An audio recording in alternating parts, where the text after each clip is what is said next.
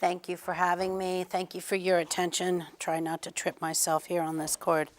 Like Mr. Leo said, I'm here to tell you about the Breast Cancer Foundation and also to help give you some information about breast cancer and then the video contest. It's the feeling of the foundation that if you understand more about what we're about, that'll help you understand what we're looking for in the videos. Also, I forgot to ask Mr. Leo, we can bring up YouTube and show you a couple videos on this. Is that a true statement, Mr. Leo? Yes. Okay. All right, we'll do that at the end. A little bit about the foundation itself. It's been in the Montgomery County area for about 25 years. It was founded by a local radiologist who was passionate about the fight against breast cancer. My husband is the chairman of the Breast Cancer Foundation, so that's how I became a board member. It was something that I felt was important to work on also and to use my volunteer hours for. Also, if you have any questions along the way, please don't hesitate to ask. The first part of this is just a lot of factual information. The foundation, the purpose or the mission is to fight breast cancer through education, access to mammography services, guide individuals in the understanding of what care services that there are available to them, to help people understand healthier lifestyles, so in the prevention avenue of what our mission is, and to promote quality professional imaging services, whether it's in the screening or the actual treatment of breast cancer. Bottom line, the foundation is there to provide breast care for people who can't afford to do it themselves. So there's no such thing in our area as a woman not being able to afford a mammogram because we provide it free for people who don't have insurance or can't afford it themselves. So that's important for you to know. The donations to the Breast Cancer Foundation, which is how we operate purely on donations, stay in the Dayton area to directly benefit the women in our area. And I think that's important too, to know that the dollars that are being donated and raised in our area stay in our area. So that's part of who we are also. Our activities, we have a lot of fun as well as do a lot of work. We're involved in Cherish by Caring Community Mammogram Service. I'll tell you more about that. Also the Essentials in Mammography Clinic. These are just the names of the activities. We have a community speakers program. We're affiliated with the Maple Tree Alliance grants, Cancer Alliance grants. I'll pause there for a second and tell you a little bit about Maple Tree because I don't have a separate slide for it. Have any of you ever heard of Maple Tree? It also is a local organization or alliance, if you will, and their mission is to teach women about proper nutrition and exercise as they're actually fighting breast cancer. So they have places where women can come in, mostly at the Soin Hospital up by Fairfield Commons. The women come in and they're taught about nutrition and how that will help fight the cancer cells, and then, like I said, exercise. I should have started this with something else.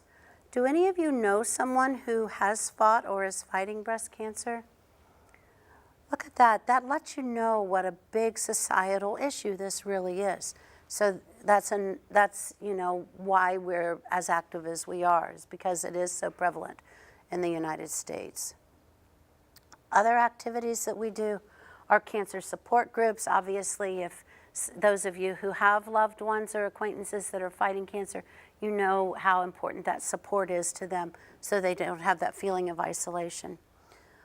We also work with the Pink Ribbon Trot. I'll tell you more about that in a second. But here's the big one as far as you're concerned, and that's the high school video contest. That's what you're here to understand more about, and we'll get to that too.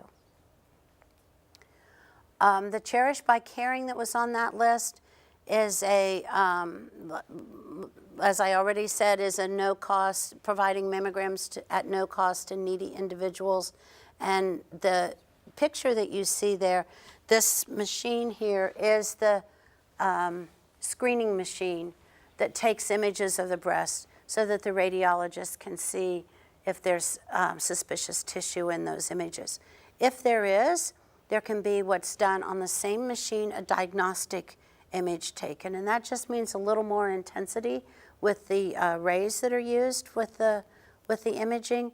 And if that says, yes, these cells that we're getting back in the images are suspicious, then the next step would be an ultrasound, and then the next step after that would be an actual biopsy of some kind. Just because you follow those steps even up to the biopsy, that doesn't mean that the patient has cancer. It means that the radiologist needs to check out to make sure that those funny-looking cells on the images are just that, funny-looking cells, and not anything more worrisome. So that's Cherished by Caring. Essentials in mammography is kind of neat. You may be aware that Mr. Leo and all your other teachers have to have continuing education hours. If you have a loved one who is a professional of any kind, professionals always have to have continuing education. Technicians, radiology technicians are the same. And one way that they can get their continuing education requirements, which those requirements are by law, is to attend workshops. And something that the foundation does is put on a workshop in the spring that's called Essentials in Mammography. And it educates the techs to more efficiently perform their imaging. And it also helps them understand the new equipment. If there's some new diagnostic equipment that comes out, then they have to receive training on that. The community speakers, speaks for itself. They can be volunteers from the foundation like myself, or it can be one of the doctors or tech go out and talk to the group. Whatever the group wants is what we'll provide. The cancer support groups, the one that I'd like to point out, the first and foremost, is Sister to Sister. And Sister to Sister is an organization specifically geared for African American women so that they have that specific support group that they may need if they're fighting breast cancer. And then this is a picture of another one of our activities, which is the high school cancer awareness video contest. This is a picture of the 2011 award winners. The reason why I have that picture is because it was such a huge group, and we wanted to communicate to you that there are a lot of winners in this contest. The top prize is $1,000, but there's lots of other levels of prizes too, and I'll talk more about those at the end. The fundraisers and donations that we receive. First of all, the Pink Ribbon Trot, I told you I would come back to this. And that's kind of a new event. We've held it for 2 consecutive years. It's something that we'll continue with on an annual basis. It's a 5K that's held at Hollywood Gaming in North Dayton. Have any of you been up there?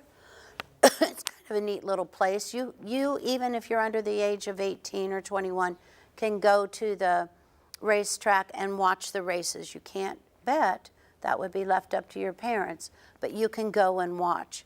The Pink Ribbon Trot is in October because that's Cancer Awareness Month. You probably know that. And the 5K is held on the racetrack where the horses are. So that's kind of neat to go around there and experience the same surface that the jockeys and horses do. It's 8 trips around the track. It equals 5K. It's cleaned off, so no problems with the racing that's happened the night before.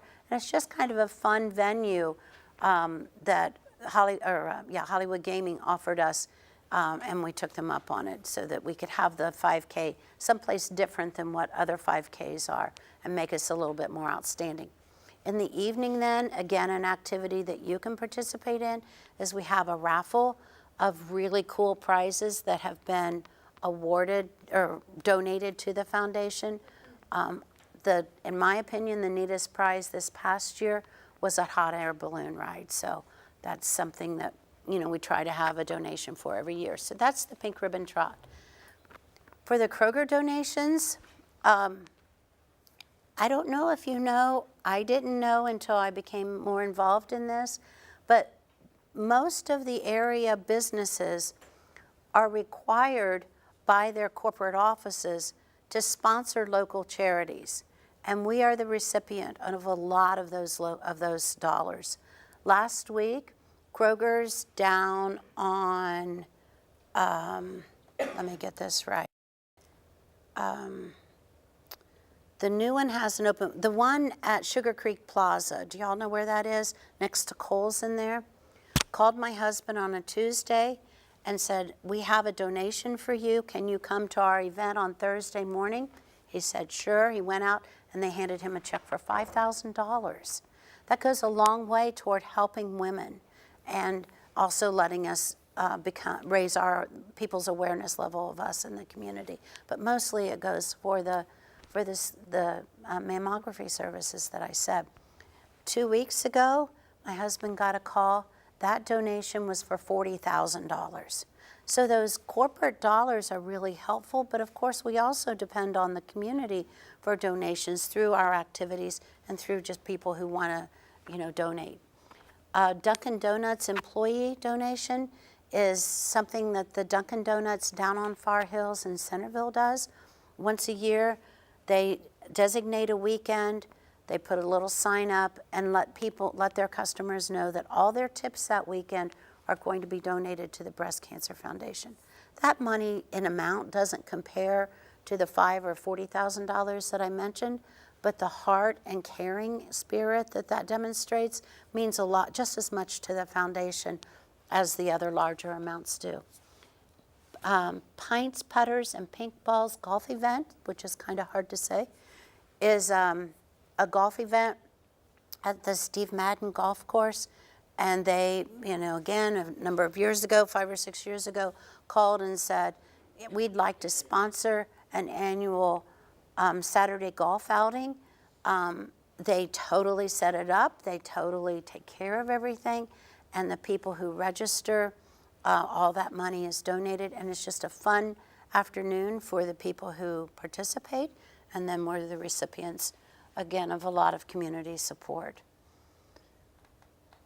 That's the Pink Ribbon Trot that I already talked about. So here's some breast cancer information. And one of the facts may surprise you. As I look around this room, I realize that I'm talking to a lot of gentlemen as well as ladies. So some of the information that I'm going to give may surprise particularly you gentlemen. First of all, the screening guidelines include a clinical breast exam every 3 years from the age 20 to 39, performed by a physician or nurse, and then every year after the age of 40. A mammogram every year after the age of 40, and that seems like a long time off for you all, and it is a long time off, but I know you have family members and loved ones that you need to encourage to get their mammograms every year. Also, the self-breast exam is important for everybody at all ages. And I didn't use that word everybody without thought. The signs and symptoms to report to your doctor are a lump or thickening in the breast or underarms, dimpling, changes,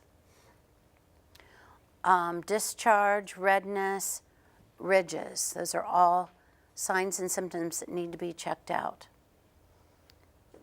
The risk factors are being a woman, because about 99% of all breast cancers are diagnosed in women. Getting older is another risk factor for a couple reasons, not only because that increases the time that you can develop breast cancer, but also the fact that your cells are changing dramatically. And then your race is a risk factor. After the age of 40, Caucasian women are more likely to be diagnosed, but the Hispanic and African American women are at a higher risk before the age of 40. long-term exposure to estrogen, which estrogen is something that you hear a lot about in the news. So that means if a woman hasn't had a child before the age of 30, that's going to increase the estrogen in her body. Also, if she's had her period before she's age 12 or after age 50, again, that increases the amount of estrogen. And then the hormone therapy after menopause. Family history, you all know that from what's out there in the news, that family history has a lot to do with the risk factor. Also, what you may be beginning to hear more and more about is the BRCA gene. And that is just a gene that is directly linked to the woman's chances of developing breast cancer. And if that is if that gene is there, that signals that the chances of developing breast cancer are pretty high. I talked to a gal about a month ago who was in the middle of her fight against ovarian cancer. When she developed ovarian cancer 4 years ago, she had the BRCA gene test. It came back positive. She had a double mastectomy. She has 3 daughters. 2 of their tests came back positive. They also had a double mastectomy. 1 daughter came back negative. So those are pretty good indicators, and if you have that positive test, a lot of women choose to go the route that I told you about. And also, if a woman has had breast cancer in one breast, her chances of developing it in the other breast are increased. Daily alcohol consumption increases the chance of breast cancer. Also, being overweight or obese. And then the last one is the dense breast tissue. And that would be determined by a mammogram. Here's the statistics that may surprise you. Not the first one, which is it is the number 1 type of cancer in women. But this is the one, nope, not the one. Women have a 1 in 8 lifetime chance of developing breast cancer. I think I already mentioned that. It's the second leading cause of cancer deaths in women. So look at that number. 40,000 women in the U.S. are expected to die in 2016 from breast cancer. That's about the population size of Kettering. And so the whole population would be wiped out. So that kind of gives you a feel of what a big number that really is. Over 250,000 new cases will be diagnosed this year, and 61,000, that's of the invasive type of cancer, breast cancer. 61,000 additional cases will be diagnosed of non-invasive breast cancer. This is the surprising statistic. In 2,600 new cases will be diagnosed in men in 2016. I didn't know until about 10 years ago that men could develop breast cancer. Did you? You knew that? Good. You're better educated than I was at your age. There are more than 2.8 million women with a history of breast cancer in the U.S. My mother-in-law is 99 years old. She cracks me up because she's planning her 100th birthday party, which isn't until September, so it's kind of funny that she's doing that. She's had breast cancer 3 times, and she's beat it all 3 times. So that tells you a lot about not only her personality, but it supports the statistics that I've given you about the 1 in 8 and also about the recurrence. About 85% of breast cancers occur in women who have no family history of breast cancer. So that's sort of mind-blowing with all the other facts that I've given you. Men can get it too. We already said that. 2,100 cases diagnosed annually. African American women develop it less, but if they do have it, the mortality rate is higher. Why do you think that is? Why would the mortality rate be higher for African American women, do you think?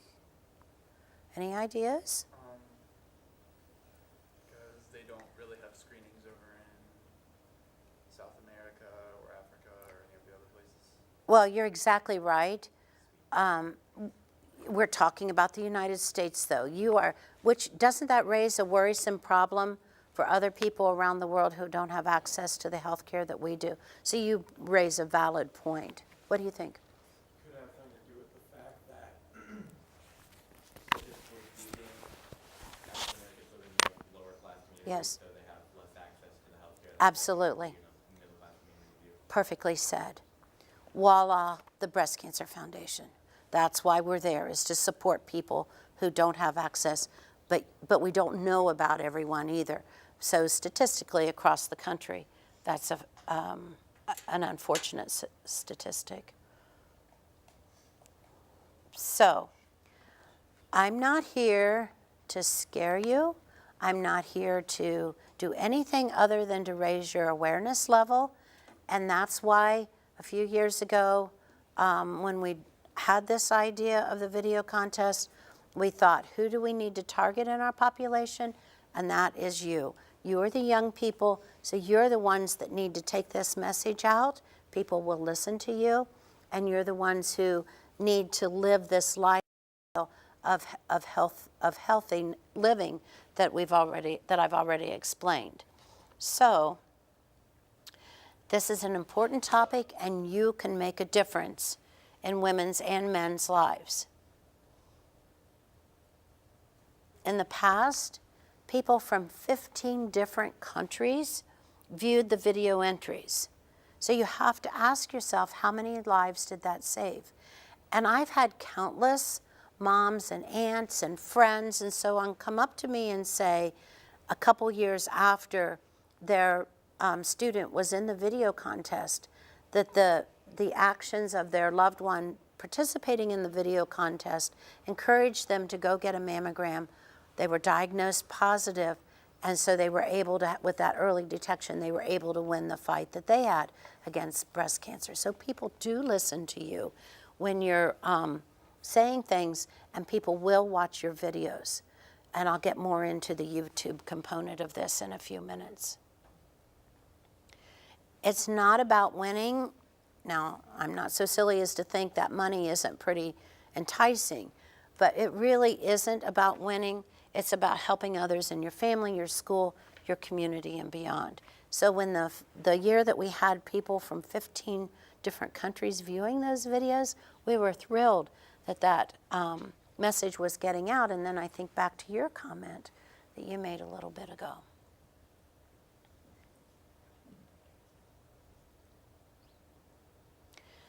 The theme this year is don't be afraid. And women are afraid to get their mammograms. Why do you think that is? They might be scared that it comes back positive. Absolutely. Been there, done that. I've had many positive screenings, and it's not fun.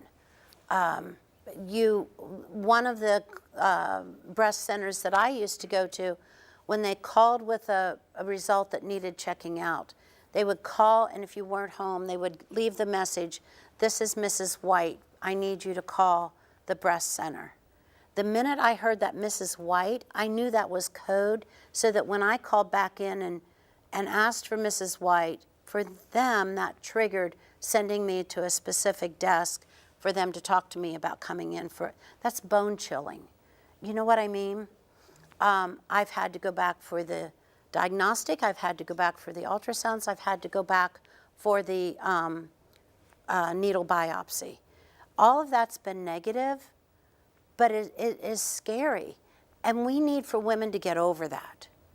And this has helped me get over it, and I don't ever want you to develop that fear. So when you're doing your videos this year, I want you to keep that theme in mind, that what you're trying to communicate to women is that this is just as much a part of what we do as human beings as you getting your vaccinations when you're little. It's good health care to take care of yourself and have those annual screenings. Something that we've changed this year that is emphasized in the materials that I sent to Mr. Leo, but I want to emphasize to you also, is that you cannot make the title of your video, "Don't Be Afraid." You have to have it titled something else. And that's because last year, whatever our theme was, about half of the entries had that theme as their title, and it was very confusing during the judging to discriminate whose video was which one because they all had the same title. So you're not allowed to use that as a title, but you do need to keep it in mind as you're making your videos that that's the theme we're looking for. So what we want from you is, first of all, for you to be creative. It doesn't have to be anything scientific. It doesn't have to be anything formal. We want you to have fun, which that's one of the bullet points that'll come up here in a second. With you having a fun, creative video, that's going to encourage people to go to more scientific or more formal websites and check out that information. So you don't have to be, uber scientific about it or whatever. It can be something very, very creative, and I'll show you what I mean by that. Did any of you enter last year? Or I think it was just Maggie that entered last year. Okay, so we want you to be creative. We want you to be informative, but again, in a fun way. We want you to talk about the project to other people, outside of this classroom, outside of school. Talk to other people about what you're doing because, again, that's a way of encouraging people to get their mammograms and then have fun. That's something that's really important to us, that you enjoy this as you're learning more about the fight against breast cancer and your videography that you're learning with Mr. Leo. I'm pretty sure that's there's more resources that you can go to if you need more factual information than what I've included here, if you go back and look at this, or what I've included with Mr. Leo in the materials that I've sent him. Do y'all have any questions? Okay, then let's talk about the contest for a few minutes. Do you mind if I bring up a couple YouTubes? No. Okay.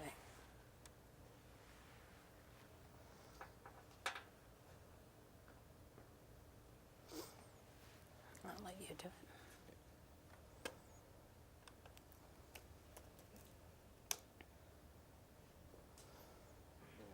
Just search for them. Mm-hmm.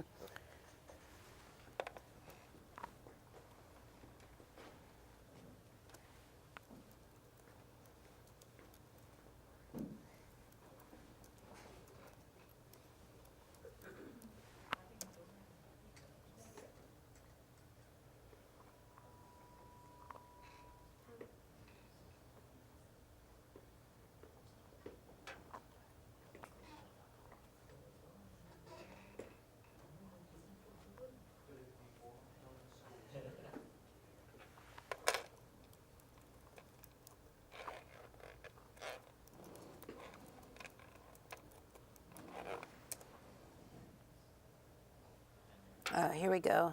Isn't that Maggie?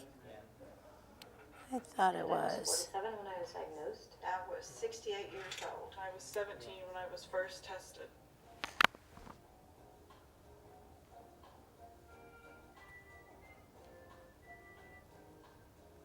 Women should have a clinical breast exam every 3 years when in their 20s and 30s. All women over 40 need to have an annual mammogram. Do a self-check at least once a month.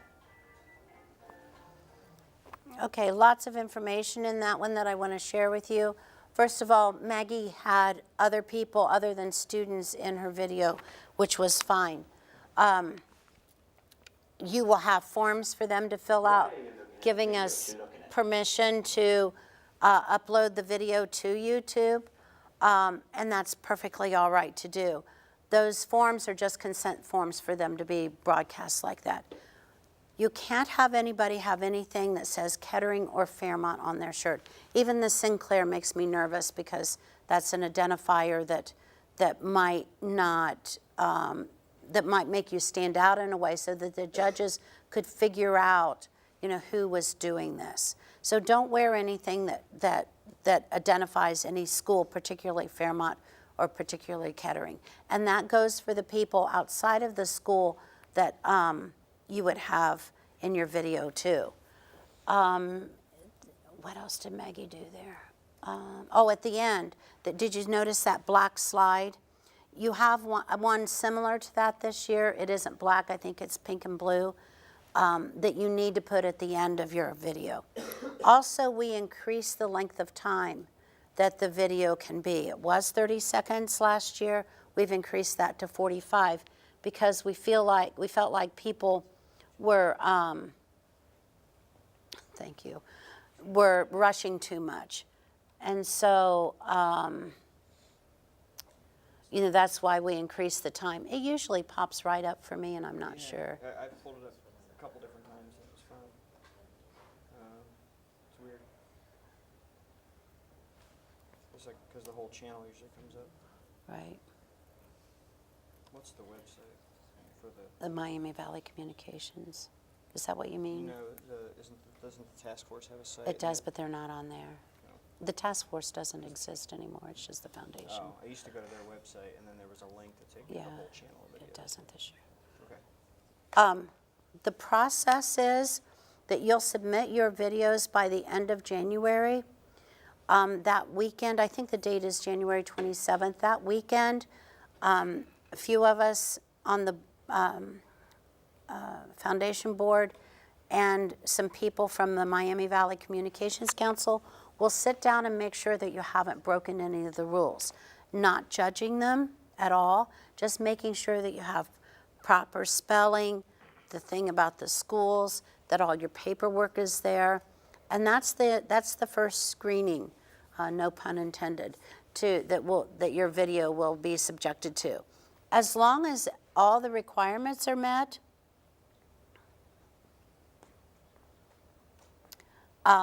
your video will be uploaded to YouTube. That's when part 2 of your work will kick in. We want you to encourage people to look at the videos. I don't care if your grandma looks at it 52,000 times. It's okay, because with her looking at it, first of all, she's going to be talking to other people about it, and secondly, it's going to be embedded in her over and over and over again that she needs to be taking care of herself. So there's no rule breakage about having people look at your video more than once or twice. The person who has the greatest number of hits, which is why we know about that 15 country thing that I shared with you, because we keep an eye on it. The person who has the most number of hits on YouTube wins $500. It can be the worst video in the contest, it doesn't matter. It's whoever has the most hits. And then if you would win first place in both the $500 and the $1,000, you get a bonus of $250. So you can win $1,750 with this if you happen to have that winning video that has the most hits. So, and then there's also second and third place prizes, which are lesser money amounts, but still substantial. So that's kind of nice for you. I'm going to, do you mind, Mr. Leo, if I try again? Yeah, go for it. Just trying all the different word combinations. Yeah, I have it up all the time, so but sometimes it's buried pretty deep too. There was one in particular that I wanted to show you. Oh, here it is. Yay. This was the winning one last year. And this was, 1 in every 8 women suffer from breast cancer at least once in their lifetime. Cancer tried to take my life, but I fought. The mammogram saved my life. It gave me 5 good years, and I'm very grateful for that. All women should perform monthly self-breast examinations and report abnormalities to their physicians. It's never too late. The fight starts now. My name is Barbara Scott, and I'm a survivor. after the 2-week time period that you'll have in February for the YouTube contest, then the judges will get together and take a look at all the different videos. Adult women of all ages should perform monthly breast examinations. We'll go ahead with that one. How their breasts normally look and feel. Women in their 20s and 30s should also have a clinical breast exam every 3 years. And starting at age 40, women should have a yearly mammogram for as long as a woman is in good health. Breast cancer isn't fun. Visit these websites to learn more about prevention and how it's... The one that I really wanted you to see, actually there's two. 1 in every 8 women suffer from breast cancer at least once in their lifetime. Cancer tried to take my life, but I The judges just love that grandma doing her, you know, fist thing. How do I get to the, oh, I know what I need to do. There's two others that are a little more fun that I wanted you to see that have that component that I want you to feel comfortable using.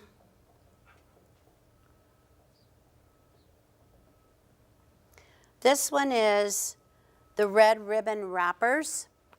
They actually won the contest year before last.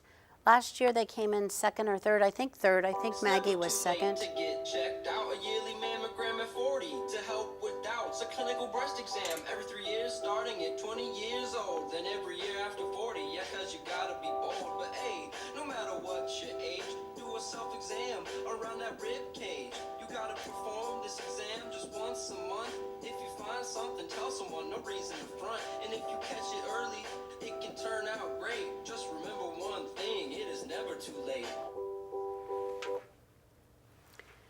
And then another fun one that I was hoping you would like to see, the last one that I'll show you, is with M&Ms.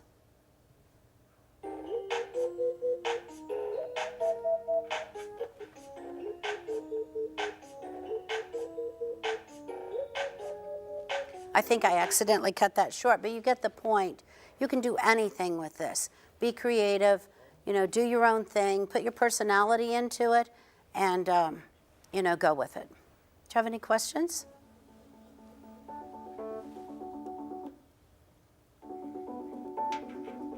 If I close this, it'll go away, right? There we go. Just close it. I hope I didn't just display anything confidential. It's just everybody's grade. Yeah, that's what I, okay. Sorry. Okay, if you don't have any questions, if you do think of something that you'd like for me to come back, I'll be glad to. Mr. Leo, of course, has my email. I think I've gone over the basics of the rules that should be on your minds the most. Mr. Leo will go over with more detail. So thank you for having me. Thank you for your attention, and good luck. I